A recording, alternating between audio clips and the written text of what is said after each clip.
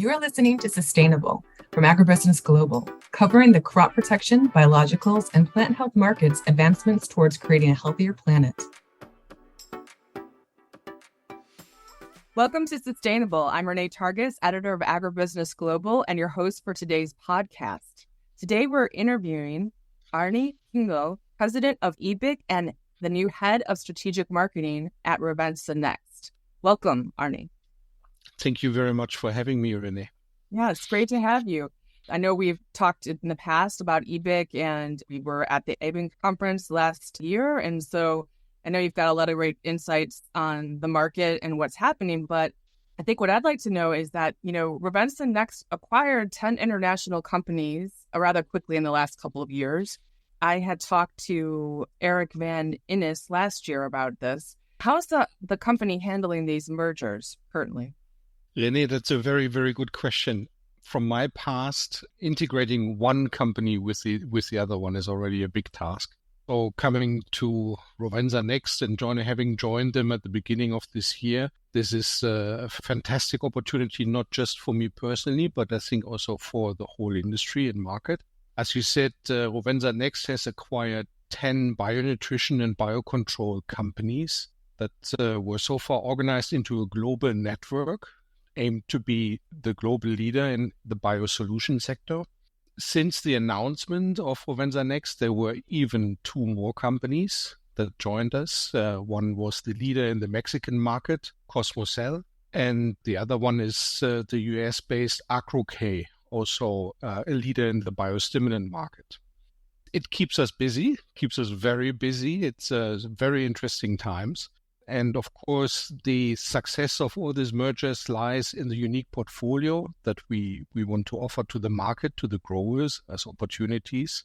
And our biosolutions offer products throughout the entire life cycle of the plant, regardless of the crop, and of course, including also innovative products. And this is not only for bionutrition, that's what the word biosolution already says, but also for biocontrol. So we are the biggest independent, not belonging to the big chemical-based companies, biosolution companies out there. With 10 companies do not only come a big portfolio, but also a great expertise and know-how of our field experts, complemented by our crop management strategies. So we are at the beginning of a big journey. A lot of work is ahead of us. We are still bringing the word Rovensa Next out there into the world. It's not everywhere yet in the markets because we had strong brands in the past, but I'm pretty sure that until end of this year, we will conclude this so that everybody knows what Rovensa Next is standing. Yeah. So, what are some of the successes and struggles? A lot of companies, especially the crop protection companies, are acquiring or merging with biologicals to diversify their portfolio, or they're partnering with it. So what have been some of the successes and struggles that other companies can learn from that your company has witnessed or experienced in the last couple of years? As I mentioned at the beginning, I had some experience in that past, merging companies to more traditional one with new ones. And this is really something where only biosolution-focused companies are coming together. So one of the learnings, of course, is you need a strategy.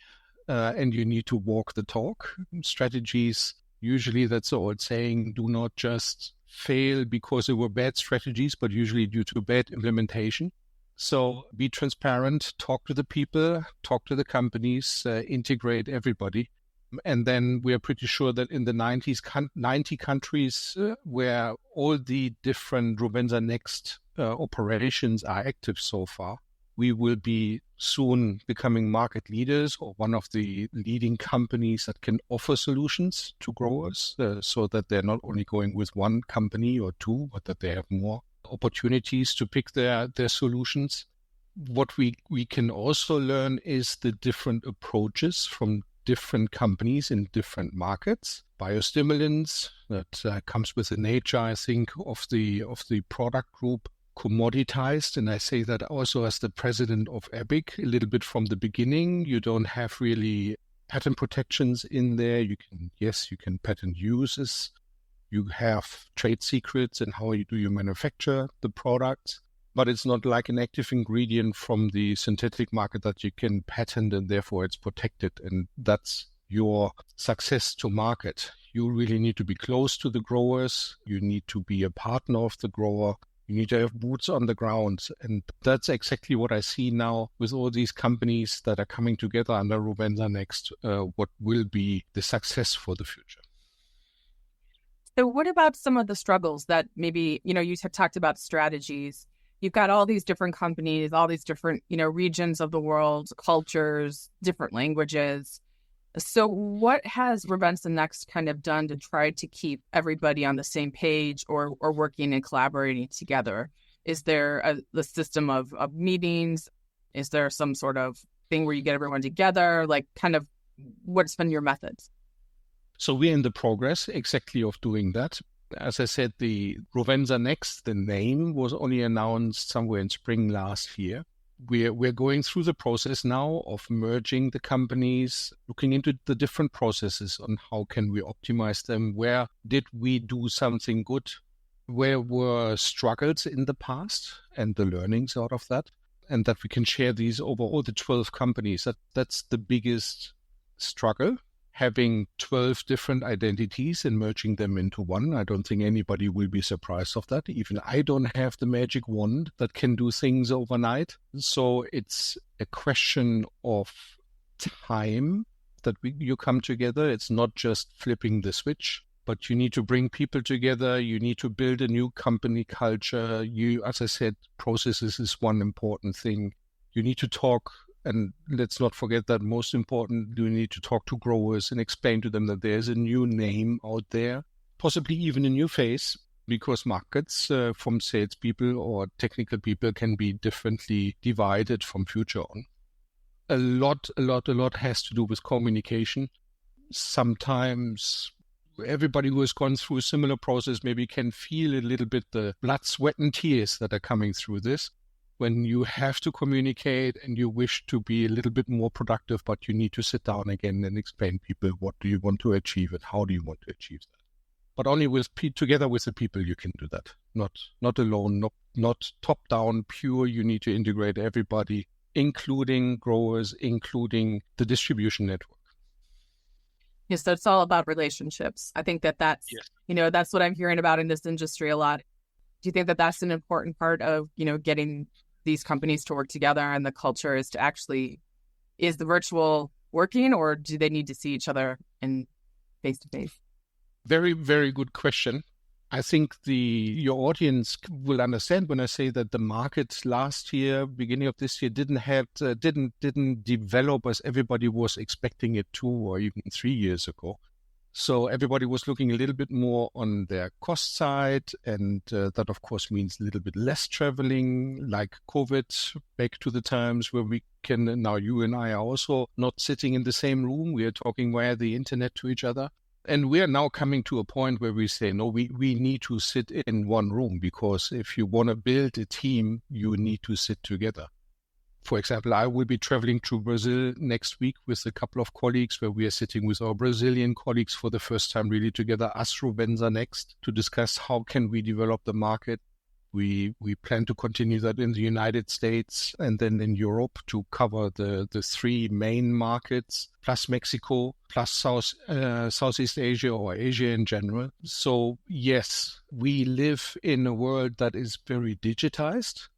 However, when you want to build new relationships, as you said, you can only do that, I believe, face to face in a room, maybe even with a glass of beer in the evening or a glass of wine or a drink of your choice, whatever that might be.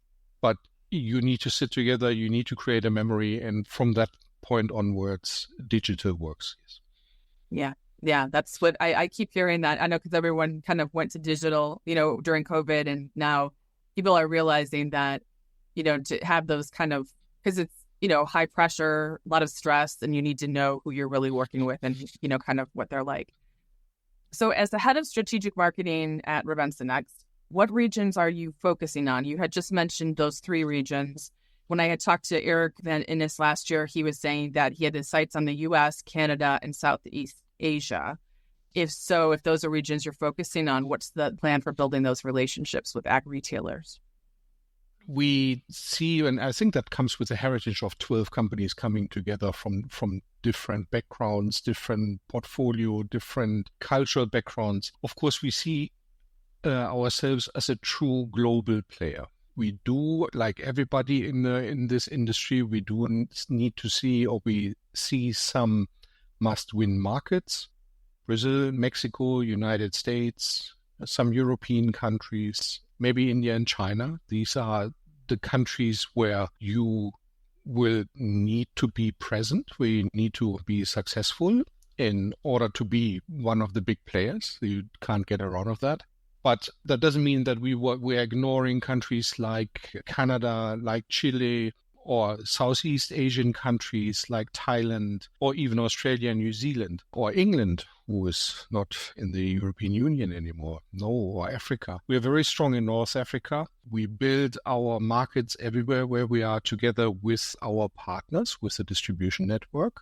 We do have, and we even build upon even more on technical network with boots on the ground.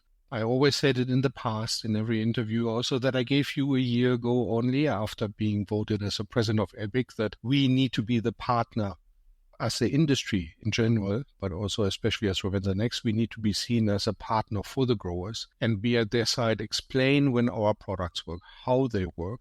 But even more, it's important sometimes to say, no, don't use this product now because you will not get your expected return of investment. That will get you even more believability. The transparency is much stronger, and growers will come back and ask you for advice and trust your advice. I think that's the most important thing. It's not just a one-night gig where you come and sell a product and then disappear until the following season, but you need to be there for long. And that's how Rovensa Next is building up also its presence in all these markets, not just the focus countries. What I can see so far, I've worked with very inspiring people together, very talented technicians. Everybody is willing to learn something new from the other country, from the other company, the other country, the other crop or agronomical practice, and bring that into other corners of the world. So that's quite inspiring. That is inspiring. That's like the hope, right? When you merge all of these companies together, that you'll get that collective wisdom. So with, just curiosity for Mexico, how are you doing business in Mexico? Because I think I know a lot of people want to get into Brazil, and I'd like to ask you about that next, but specifically Mexico, how are you building that trust with the growers, and how are you getting the retailers to, get relationships? So the legacy company of Rovensa Next was already very successful in Mexico. However, we acquired last year, additionally, Cosmocell, the leader in Mexico, in the Mexican market, but not only there, they're also globally present, but especially in Mexico, they were super strong. I visited them 4 weeks ago just to learn how really they are living what I just said. They have an immense headcount on the ground to really be at the side of the growers and give them advice on how to use biosolution products, not just responsibly, but also with the right return of investment, especially when you are in an export market from Mexico into the United States or into Canada. That was one of the specific learnings from Mexico, that you need to be there. You need to show them for biostimulants that they work year after year, and how do they get the return of investments, or when you look into biocontrol products, on how to use them, how to combine different solutions so that you achieve the desired outcome.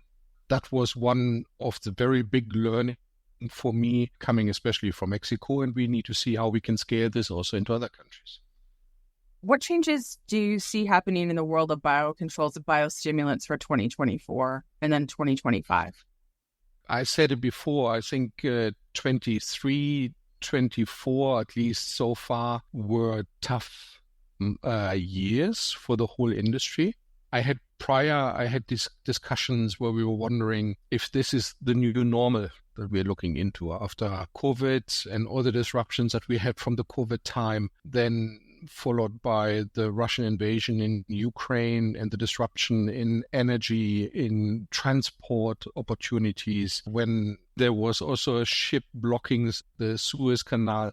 Now I think the Panama Canal is dry. So it's not just a question of getting raw material and producing the products, but also to distribute it all over the world, which makes the whole industry, not just for agriculture, but of course we are feeling the pain here especially, much more difficult.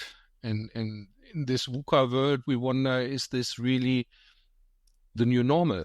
So when I look forward now, in the European Union, we have elections this year for the European Parliament. So we are looking forward to what kind of influence that might have on the Green Deal or not.